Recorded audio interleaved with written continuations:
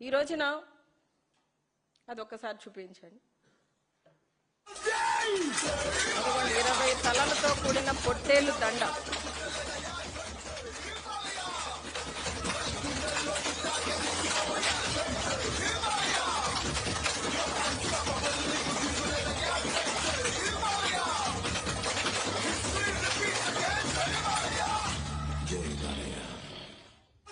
ఈ 20 తలలతో కూడిన పొట్టేలు దండని బాలకృష్ణ గారి కటౌట్కి వేసినప్పుడు కనిపించని రాక్షసత్వం, అరాచకం, తప్పుడు కేసులు ఇవన్నీ ఆ రోజున ఎవరికి కనిపించలేదండి. ఈ రోజున ఒక పొట్టేలు తల నరికినందుకు మా వాళ్ళని తీసుకెళ్లి 3rd డిగ్రీ ఇచ్చి వాళ్ళని చిత్రహింసలు పెట్టి వాళ్ళని మానసికంగా హింసించి బెదిరించి నడి రోడ్డు మీద నడిపించారు.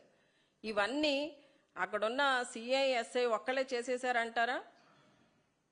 ఈ సంఘటన జరగడానికి ముందు నడి రోడ్డు మీద వీళ్ళని నడిపించడానికి ముందు హోంమంత్రి అనిత గారు ఒక ప్రెస్ మీట్ పెట్టారండి. ఆ ప్రెస్ మీట్లో ఆవిడ ఏం మాట్లాడారు? ఇలాంటివి చేస్తే మా వాళ్ళు ట్రీట్మెంట్ ఇస్తారు అని చెప్తున్నారు.